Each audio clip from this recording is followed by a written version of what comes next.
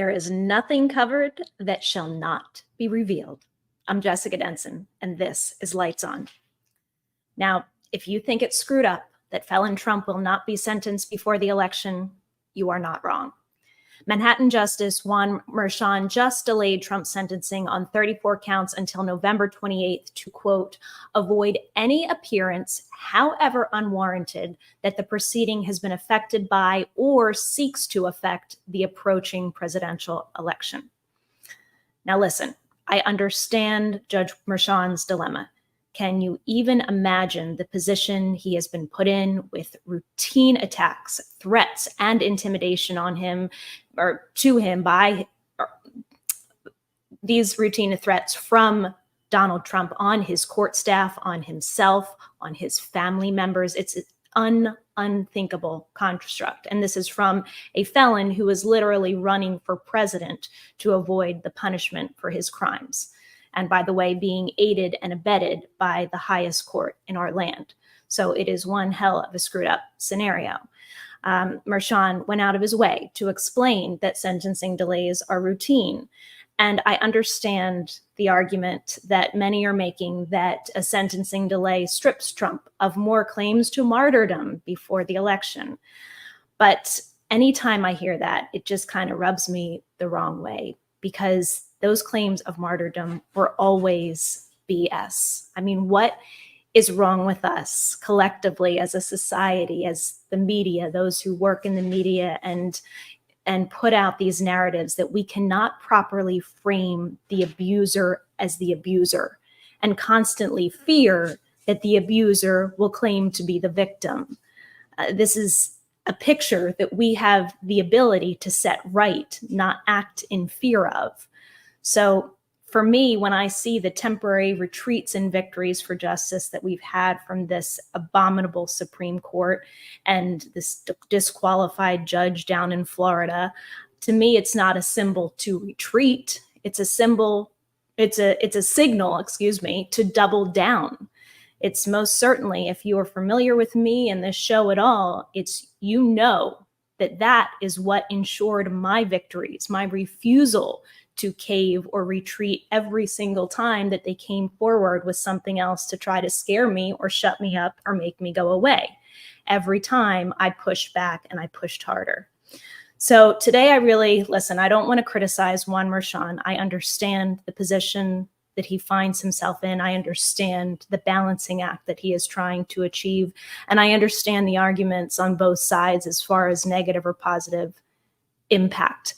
I just believe that this position that we are putting ourselves in is disgusting. We should be able to treat a felon like a felon, especially when he is such a flagrant criminal who has abused so many. He in particular is one that we should not be afraid to make an example of. So today I really wanted to highlight a tale kind of two courtrooms. We have Juan Merchan in New York, God bless him, kind of bending over backwards to avoid what he says is even the unwarranted appearance of election interference. And then down in DC, just yesterday, Judge Chutkan saying, election? I don't care about an election. Your client is here because he interfered in an election. Okay, I may be taking some liberty in quoting her here, but we're going to go through some of the actual transcript of Chutkan's DC courtroom yesterday, because I want you to see how she really dealt Trump a blow, did not give his lawyers what he was asking for, had zero tolerance for this election interference nonsense argument, and really, just totally derailed his plans to sweep the entire January 6th affair under the rug before we go to the polls. So we're going to go over all of that today. And in the backdrop of all of this, the only real story, which is about Donald Trump and his crimes, you have Donald Trump's flailing presidential campaign, which has resorted to what I was just thinking of today as the high quality teachings of maybe Trump University. Let me explain. Here are some of the lessons from Trump University just this week. 1, mass shootings in schools are just a fact of life, and we got to get over them. 2, Biden is still running and has to be beat. Did you hear that one? Three, Vladimir Putin, you know, the one that jails and murders his critics and invades sovereign democratic nations. He's not our enemy. The US Department of Justice is our enemy. And four, this may be my favorite lesson of the week from Trump University. Childcare is childcare. Okay. Now, this would all be very funny if it were not so serious. Our worst enemies are waging wars to distract us from the very obvious choice of the criminal versus the candidate. Candidate, by the way, who is picking up very unlikely endorsements that we're going to talk about today. And the other guy has even his most ardent supporters turning on him. We're going to talk about that too. But countless ignorant and malicious actors among our ranks in this country are doing the bidding of our worst enemies. They're working against themselves and against the rest of us. And the Trump campaign is out in full force trying to silence anyone who may come to the awakening that I did and come to their senses and speak out. So you better believe I have a word for them.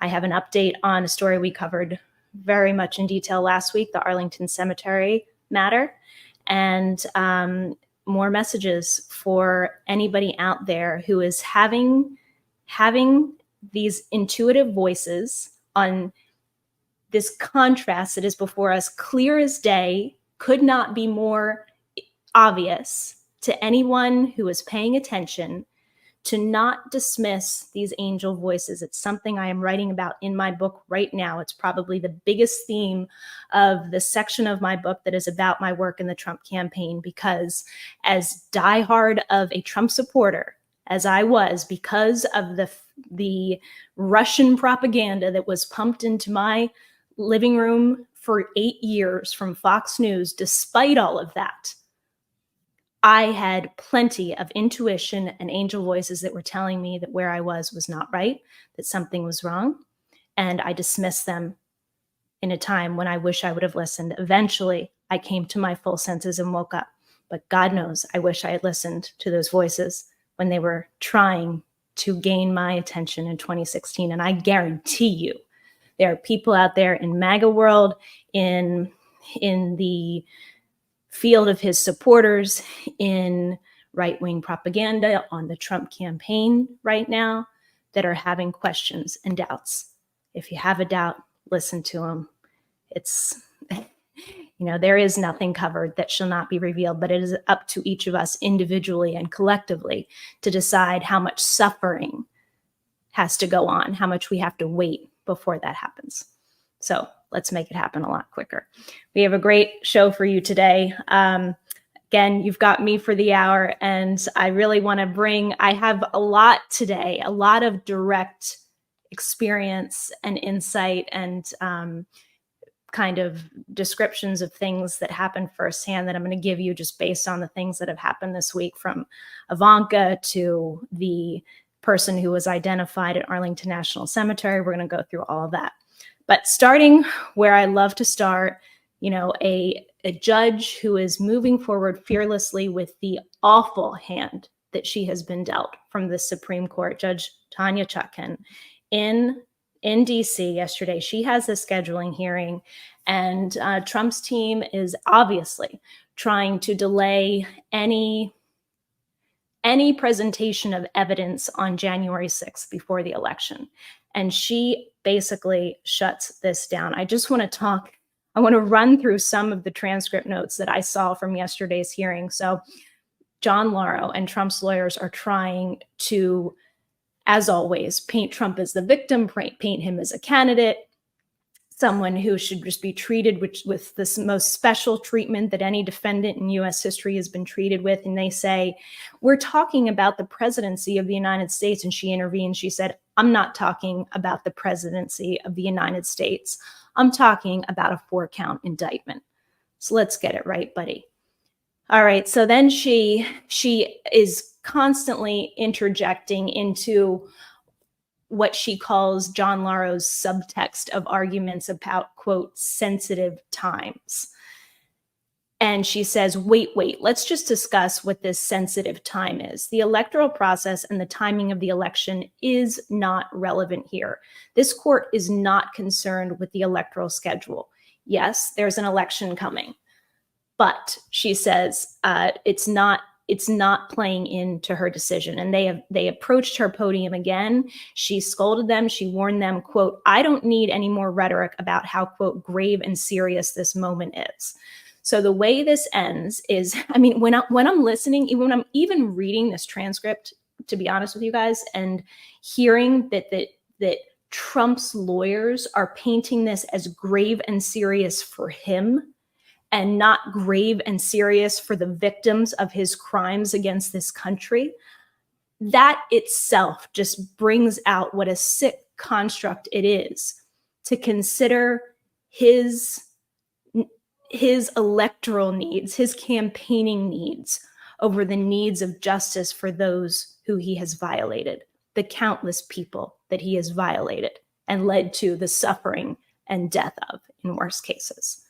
I mean, that is the sickness that we're dealing with. And this Judge Chutkan, sees right through it, as she has from the moment she took this case. She has had zero tolerance for these arguments about election interference or some preferential treatment for Donald Trump because he decided to be a candidate to avoid criminal accountability.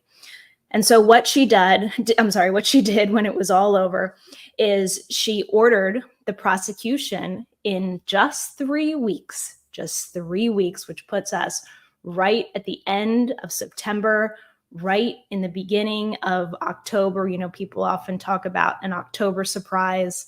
And you are going to have what, in the words of Tom Wyndham from Jack Smith's team, is a substantial number of exhibits. He said, "We have begun, it is underway, and we have to package the exhibits." He said this evidence would consist largely of grand jury transcripts and, quote, FBI 302s, which are the paperwork that federal special agents use to record the interviews. So that means for the first time at the end of this month, beginning of October, we could be getting our hands on full transcripts of interviews with the likes of former Vice President Mike Pence and what they testified to behind closed doors. This is going to be something that should have been happening in a trial setting that the Supreme Court has prevented from happening before the election. Shame on those filthy, corrupt justices who have engaged in this betrayal of our country. But it's a beautiful thing that in lieu of an evidentiary hearing over what is, quote, official acts versus non-official acts, which the prosecutors did not ask for, Judge Chutkan ordered this evidence dump, this report, by the end of this month. So sorry, buddy, this isn't going to be covered. It will be revealed. It's coming at the end of this month. Now, I just thought in this category, on this topic of January 6th, it would be really interesting to play a clip of somebody who turned on Donald Trump this week, somebody who is, in his own right, a pretty egregious person, white nationalist, Holocaust denier, represents kind of the worst of the MAGA movement. And yet this guy, who Donald Trump invited to Mar-a-Lago at one point, apparently came to his senses, at least on the matter of Donald Trump this week. He's also young. I just want to point that out too. This guy, he talks about having joined MAGA when he was 18. So what does that make him? We're about 8 years out. He's like 26. He's a young guy, okay? The way that Donald Trump and his acolytes and sycophants and enablers have deceived any Americans, okay? Or even, with a guy like this who has these really racist proclivities already, given them something to lock into is so disgusting. It's such a disease.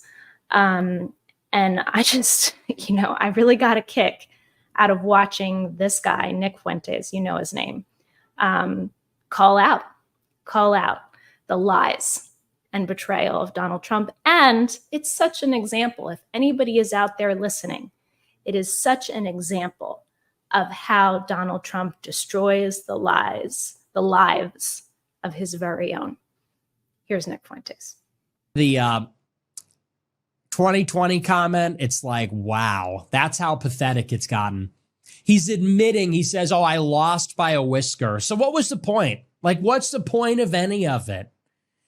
You lost in 2020? Seriously? I mean, what are we even doing anymore? Then you're a loser. Then you're a loser. You just lost. Then you lost to Joe Biden. You deserve to be charged. If he admits that he lost, then that actually vindicates the DOJ charge against him. Because the charge is that he knew he lost, but he lied to defraud the people. That's the DOJ's charge. So why did we do Stop the Steal? Why did anyone go to January 6th? Why is anyone sitting in jail? Why did anything bad happen to anybody? Why did everyone get censored? Why is everything bad that has happened to the people that are involved, why did that need to happen if you're just going to walk it all back and say, oh, I lost? Well, it would have been good to know that before 1,600 people got charged. It would have been good to know that before I had all my money frozen, put on a no-fly list, banned from everything, lost all banking and payment processing. Would have been good to know that before I, in 2017, dedicated my life to this as an 18-year-old in college. Just feels like a big ripoff. And don't get me wrong, I'm an adult. It's not whining. I'm not complaining about it. I'm saying you can't say those things for that reason. Like, don't get me wrong.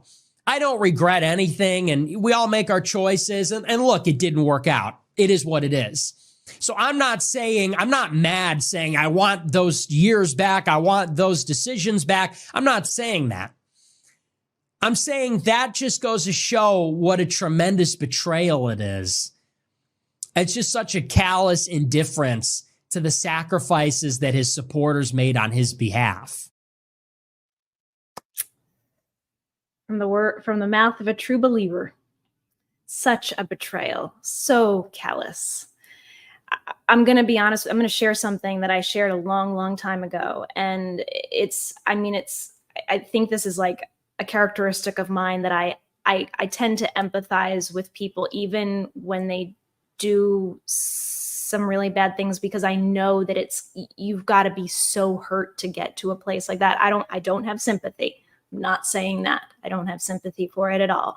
But I know that what's the saying? Hurt people, right?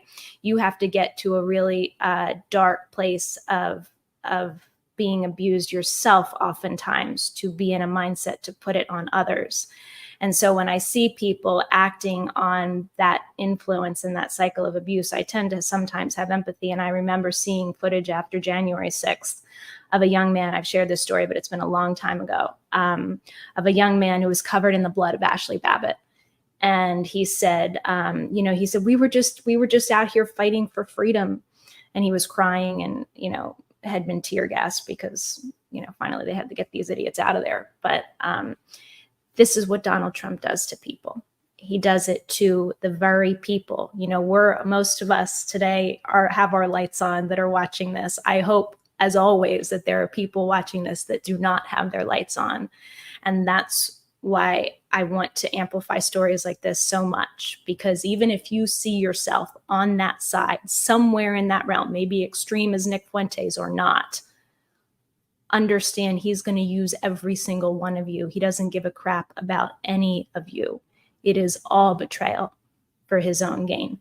And actually for the people propping him up for their gain. They know how dangerous, incompetent, incoherent, what a rambling disaster he is, and criminal. And yet they prop him up for their own power.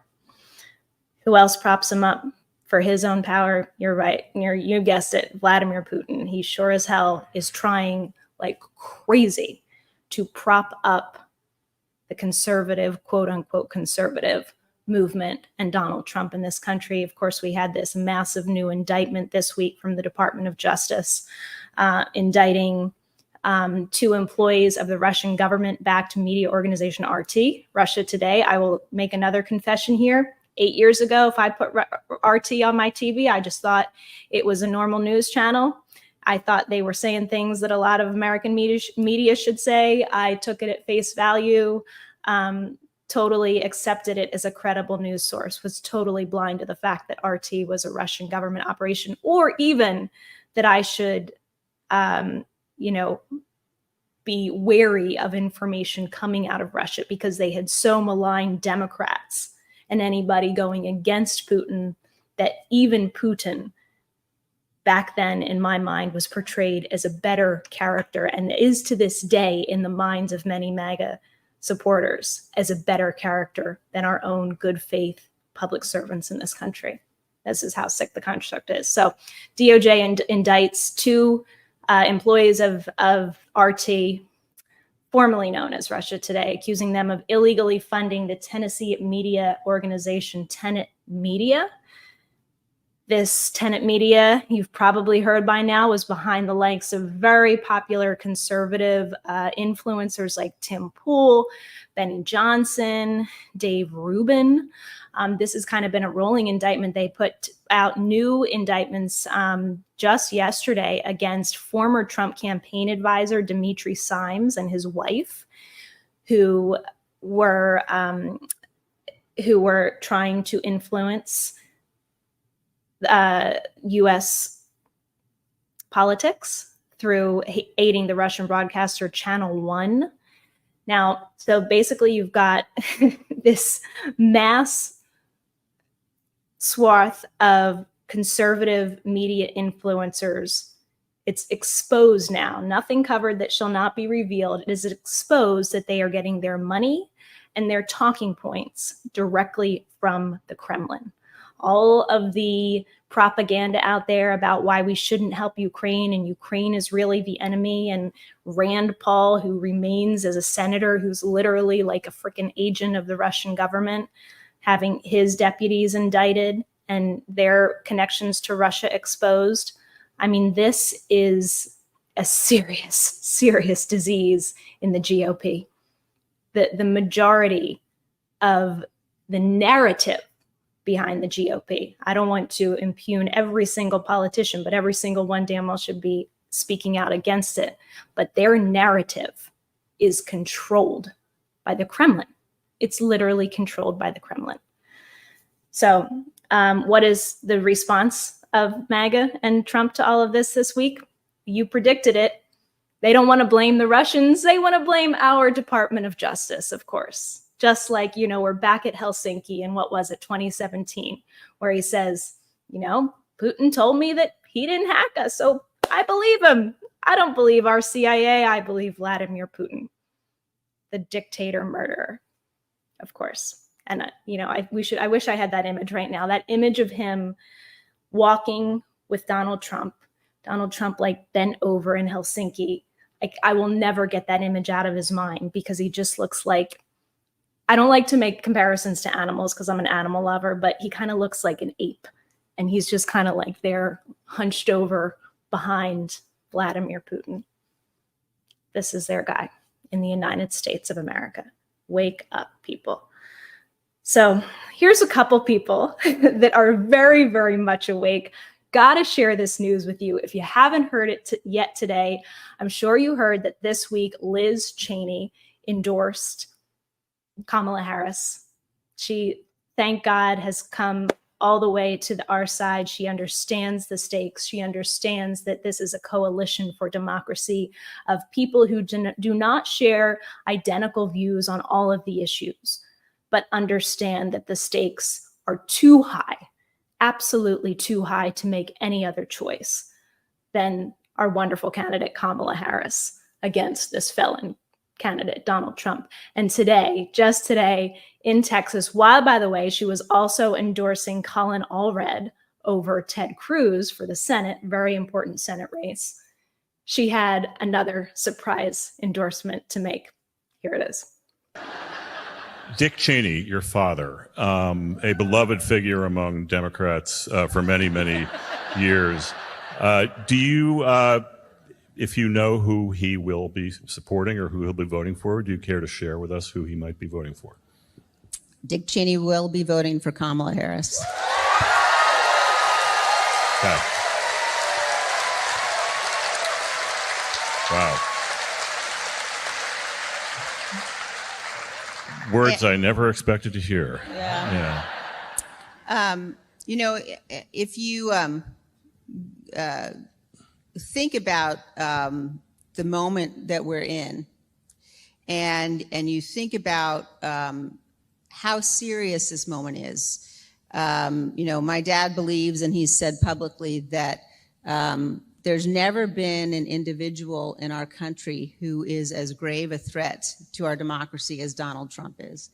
And that's the moment that we're facing.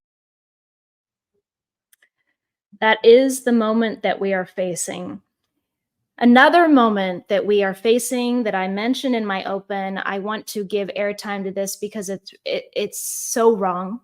This makes us an exceptional country in the worst possible way. And that, of course, is the issue of mass shootings, this kind of glorification of guns. And this is another, I mean, I really think that the campaign that the NRA and their GOP allies have been on for so many years, it's more propaganda. It's just total nonsense. I'm going to talk for a minute about what happened in Georgia this week, but before we get to it, I want to play this old clip of conservative justice, William Berger, many years ago, talking about the Second Amendment and what a scam this has been on the American people to pretend. And this is what it is. It's always fear-mongering with the right. It's always fear-mongering with the division. You know, the others are taking what's yours. They're taking your jobs, your whatever. Now they want to take your guns. They want to take your right to protect yourself. That's not what reasonable gun control advocates are trying to do. They're not trying to take away people's guns. They're trying to take away weapons of war from our children and the mentally ill who, God help them, should not be anywhere near firearms. They're for reasonable restrictions. You know, we don't need to have an armory of mass weapons in our basement and accessible to the last people in the world that should have access to them. So here's this clip many years ago of an acknowledgement of the propaganda war waged by the NRA. In the Bill of Rights now, there wouldn't be any such thing as the Second Amendment.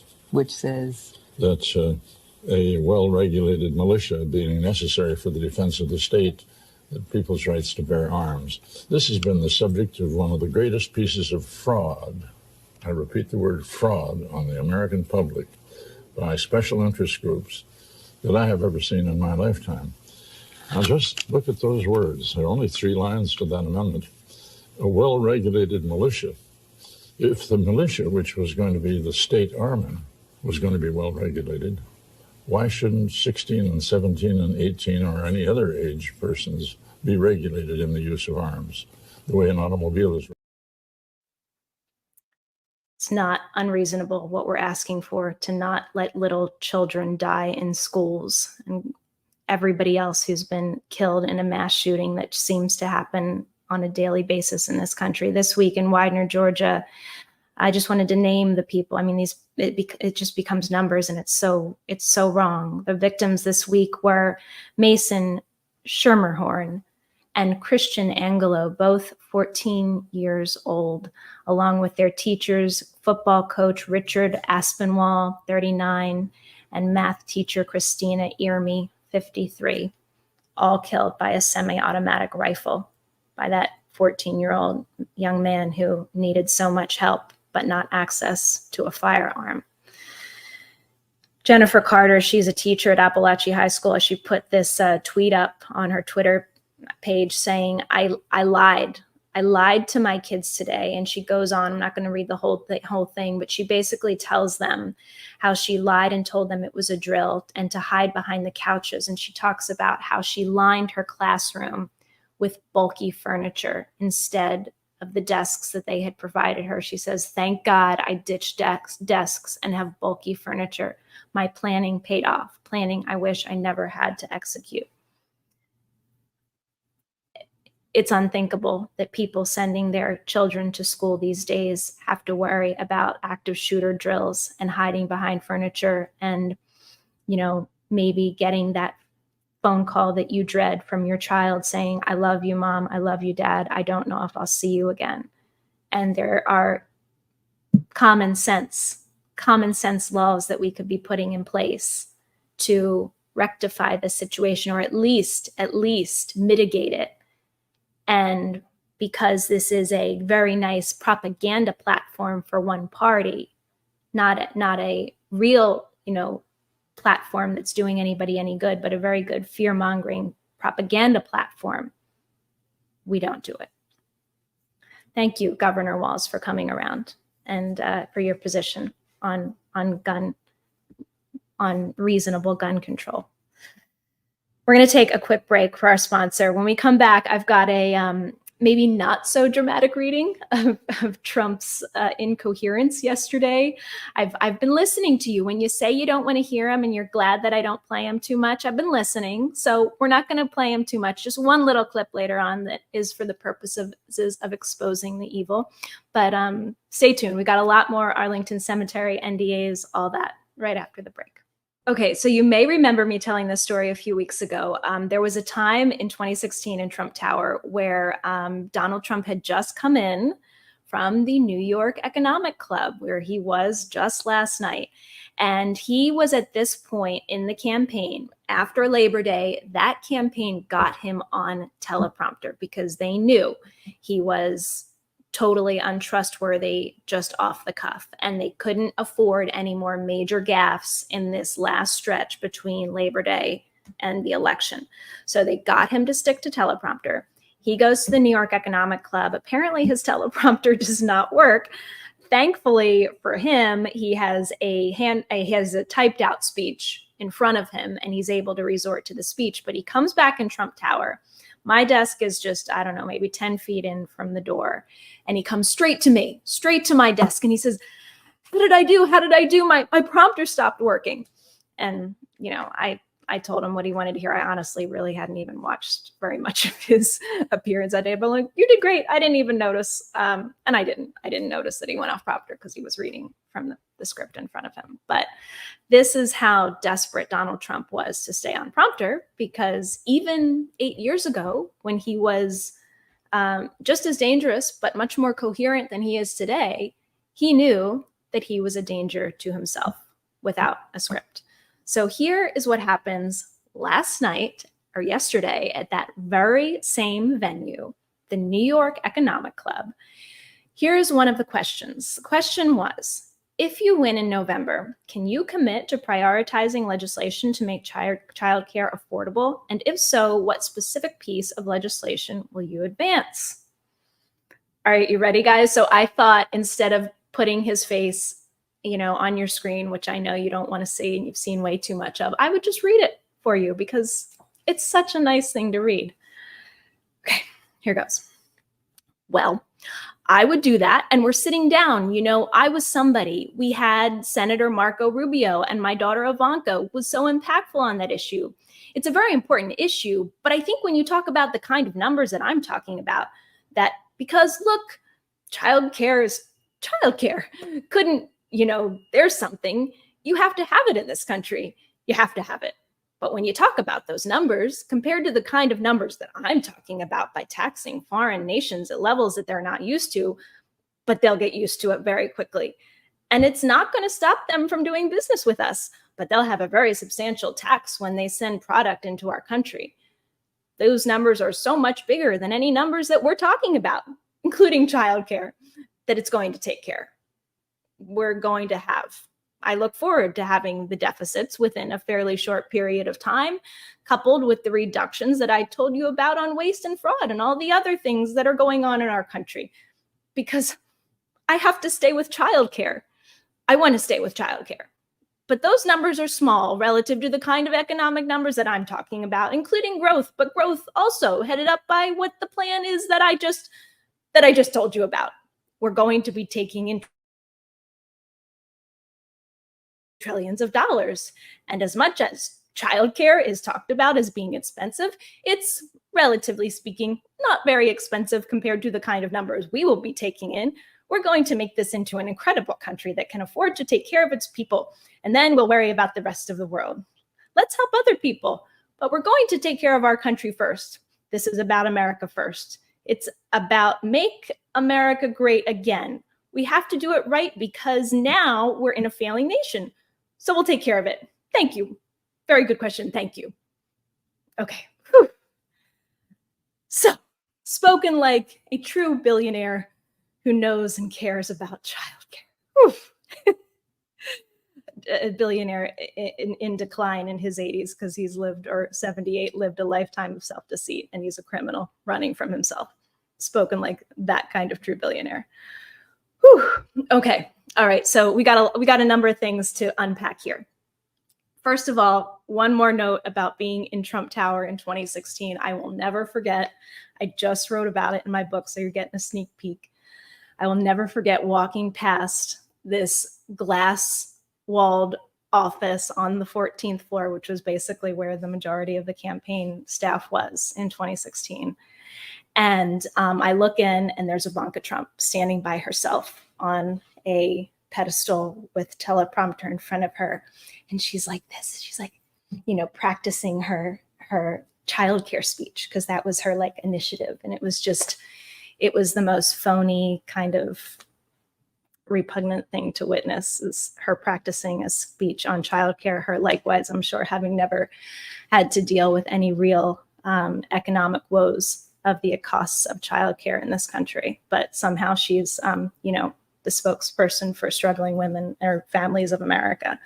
So anyway, as incoherent as that was, it was also insane if you kind of drill down into what he was apparently trying to say there. He's basically saying we're going to pay for childcare with tariffs. That's part of what he was saying, from foreign countries, which is going to increase the cost of American goods and otherwise hurt American families. But the other thing that columnist Michael Hiltzik at the LA Times pointed out was what I just mentioned, which was this rant brought out Ivanka's plan, she was trying to get this plan pushed through in his first administration with Marco Rubio. And it's actually a really, really bad idea. So Michael Hiltzik in the LA Times writes, the idea was to allow new parents, including adoptive parents, to receive up to 12 weeks of paid family leave. That sounds pretty good so far, right? But in the proposal by Rubio and Ivanka Trump, families would have to raid their Social Security to pay for it by reducing or delaying their retirement benefits.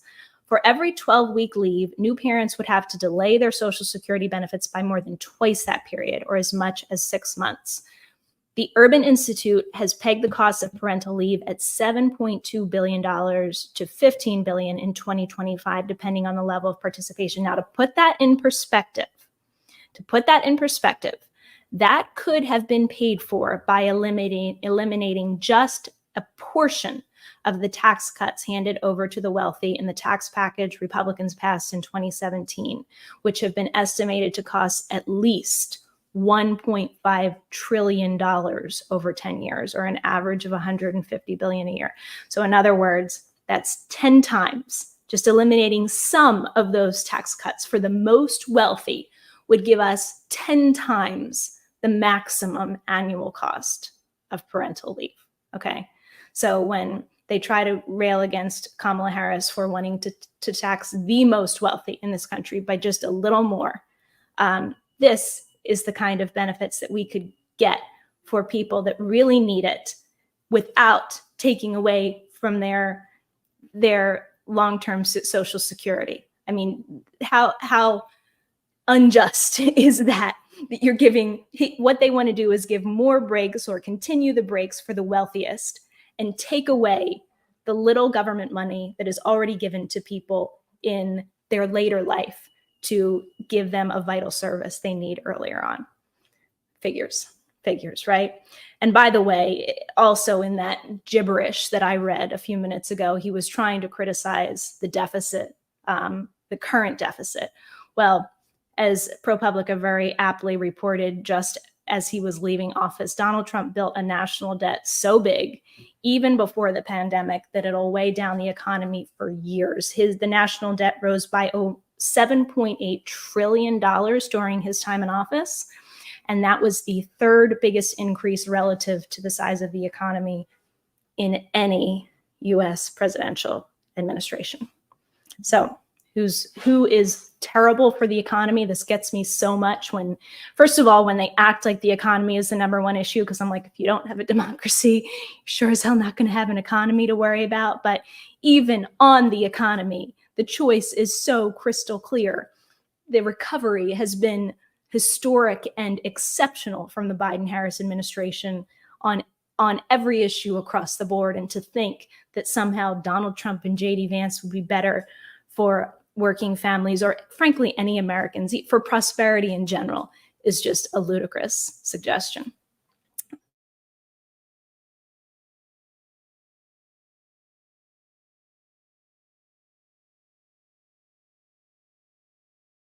Trump today. Okay, I'm back. don't know what happened for a second there. Sorry.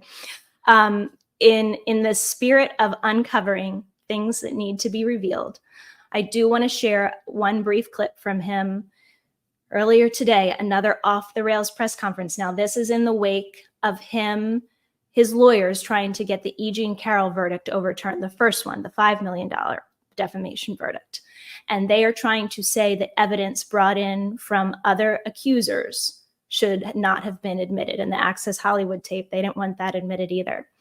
And one of those accusers is a woman named Jessica Leeds, who I believe is now 81. She was assaulted. She was groped by Donald Trump in 1979 on an airplane. And she testified. She testified very graphically to this in the E. Jean Carroll trial. As it says up on the screen, she said it's like he had 40 zillion hands. And then she talks about a later encounter with Trump where he said, oh, there's that C word, referring to her as the C word. So as usual, Donald Trump is trying to discredit his victims, and he does it in the most egregious way. Now, I want to say something where, like, I feel like we're in the confession mode today, or I am. Jeremy, if we can bring me back, thank you.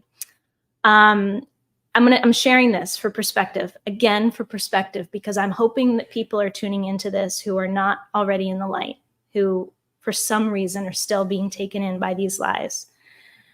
When the Access Hollywood tape came out, and I'm going to explain the context of this much more in my book, but I'm telling you this now, and I may have never said this before. When the Access Hollywood tape came out, and in the wake of it, all of these accusers came out in 2016, I did not believe them, okay? I did not believe the women. And like I said, there will be more explanation in my book because there's other kind of experience that I've had in working in the entertainment industry and all kinds of things that were kind of informing the construction that I allowed myself to make of that whole situation. But I just blanket discounted the claims that came out against him or about him. And I know that there are millions of Americans to this day who do that, the ones who still support Donald Trump. Stop. Stop. This is nonsense. Believe the women. Believe the women. One woman after another has come forward. If there were one of these allegations against any other man, it would be all that we were talking about from morning till night. This is not okay. That he is a repeat flagrant abuser of women, and how he treats and the way he views women should inform you about the worst aspects of his character and how he thinks he can take advantage of anyone and doesn't care about anybody else. Here is Donald Trump today with his defamation of Jessica Leeds and his sick comment about whether he would or would not have groped her back in 1970. Now, there were two witnesses. One is a woman who's followed me for years. She said in 1979, I was in an airplane with her, commercial flight, and we became very intimate.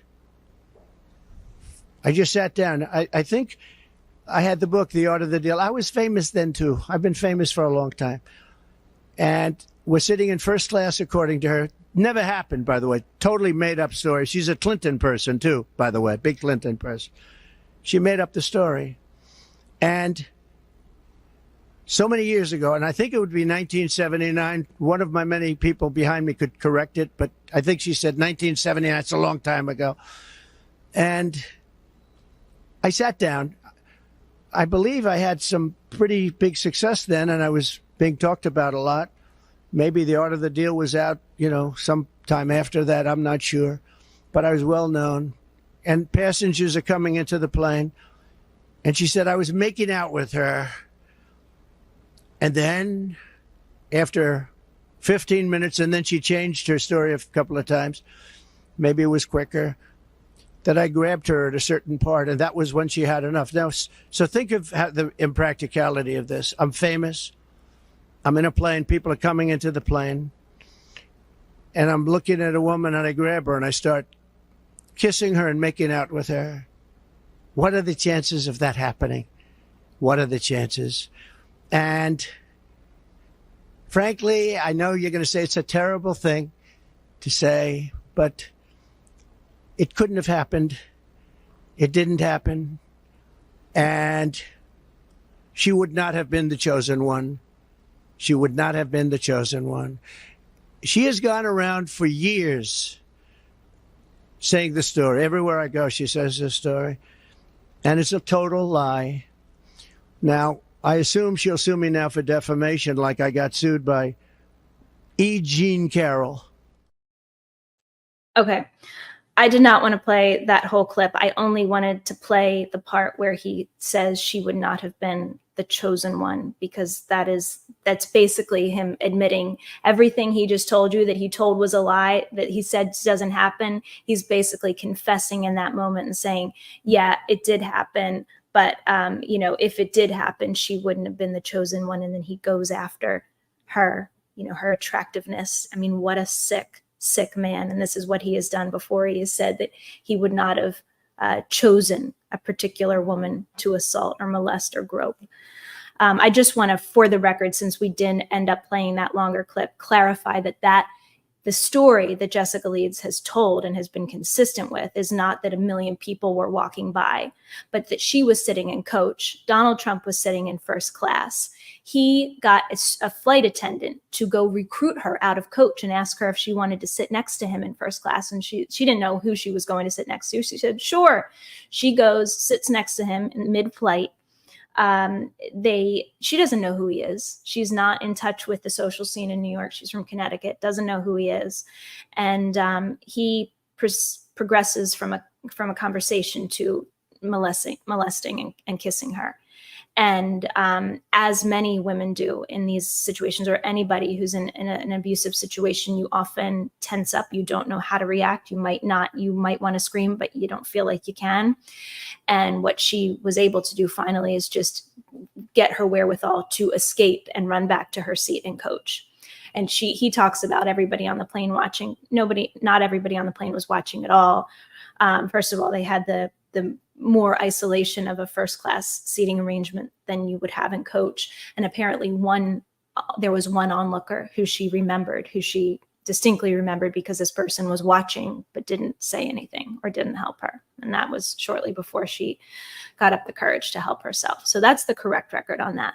And then the sick construct that Donald Trump, the excuse that he makes, not that it's wrong, not that it's a sick thing and something that men should never do to women, but that she wouldn't have been the chosen one. So listen, I know there have got to be people out there right now at this moment working in the Donald Trump campaign who know that something's wrong. Okay? And I'm saying this in the context of the Arlington National Cemetery story that we spent a lot of time on last week.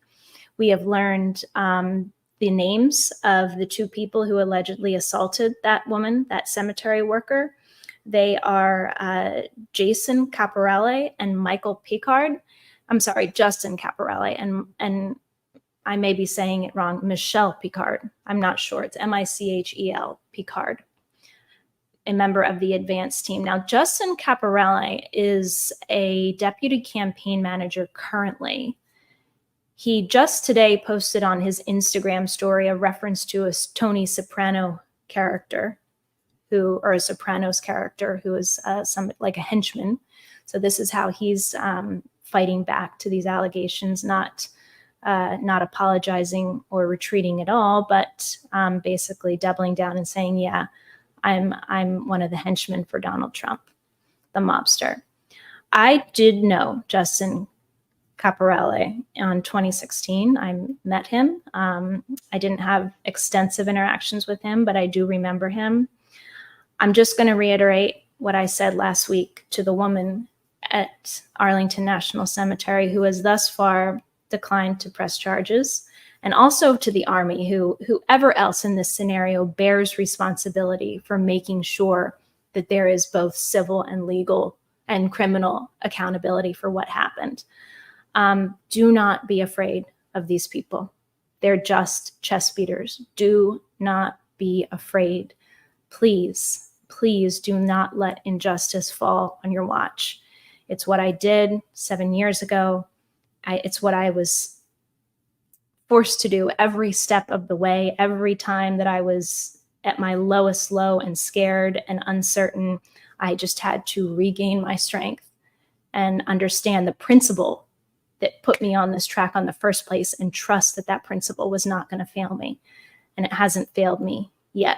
So I encourage her once again, don't be afraid of their names. Don't be afraid of their faces.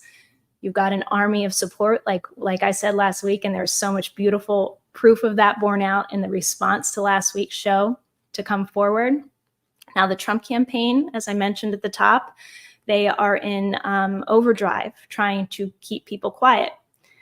And if you know me, you know that I invalidated the non-disclosure agreements that they had in 2016 that had ludicrous terms that said that they could not criticize Donald Trump or any one of his extended family members or multiple hundreds of unnamed companies for the rest of their life.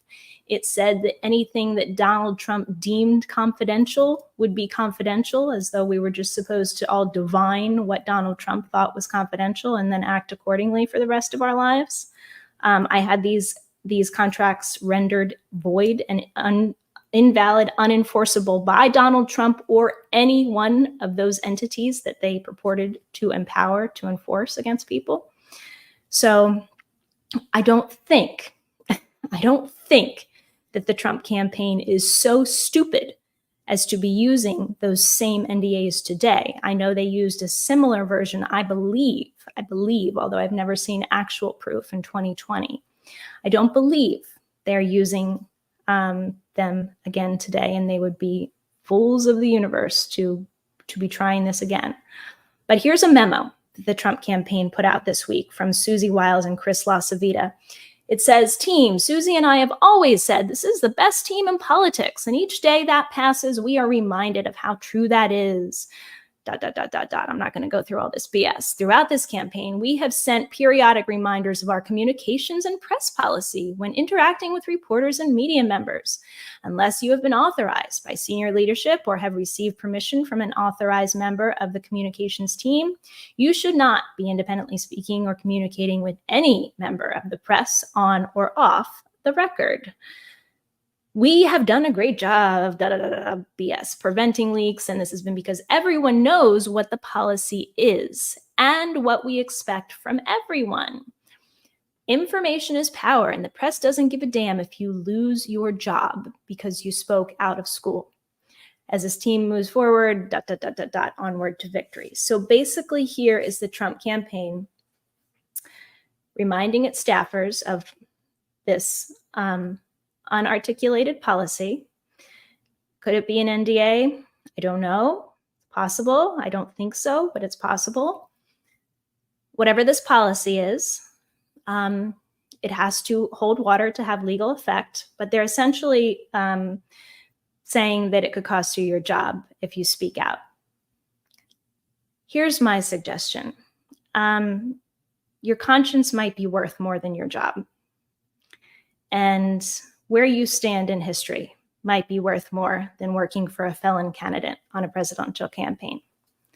So if all you're facing, I was facing a $1.5 million arbitration demand.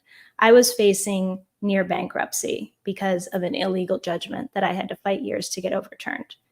If all you're facing is a job on the Trump campaign and you really, really have something to say, I would say that something to say is worth millions more. It's priceless to that job that you have on the Trump campaign.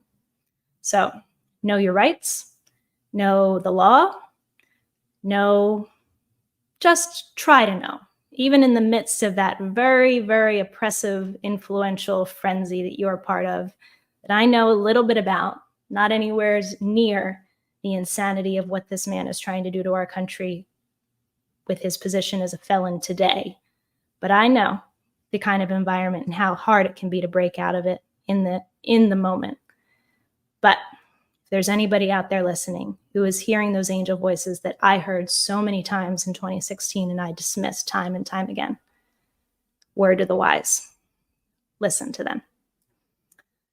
Okay, everybody, thank you so much for joining me again on this solo live episode of Lights On. I always love having you here so much. We talked about some, off the rail, not really off the rails, but, the derailing of the stream of justice for Donald Trump. But I had a great interview just yesterday with Noah Bookbinder of Crew, who has finally filed that brief to have Judge Cannon removed in Florida. What needs to be done, what should have been done so long ago. If you haven't checked it out yet, check out that interview with Noah Bookbinder. Also, I mentioned it last week, Tennessee Brando and I have this single on Bandcamp called You Might Be in a Cult. We played it on last week's show. It's available for download. There's this thing on Bandcamp. I'm not familiar with this, but Brando told me about it.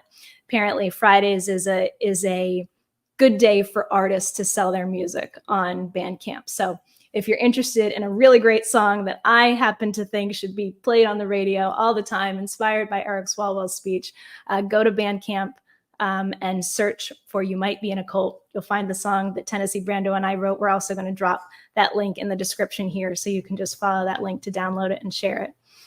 I think that's all for this week, other than, as always, you guys know I have this ongoing legal battle. I got a call from a reporter this morning and I'm like, yep, 7 years later, I'm still in New York Supreme Court fighting my human rights lawsuit that I filed pro se in 2017. It's very much still alive. We need your help. I'm so grateful for your support. You can do that at thejessicadenson.com/donate, thejessicadenson.com/donate. Thank you, everybody, as always, for your support, for your love. Have so much love for all of you. Have a wonderful weekend. Please subscribe to my YouTube channel, Jessica Denson. And more than anything, be part of the light. Be part of exposing the truth, living the truth in your own lives. We don't have to suffer. We can collectively come out of this miasma and live in the light. So always, I say it to you, let your light shine.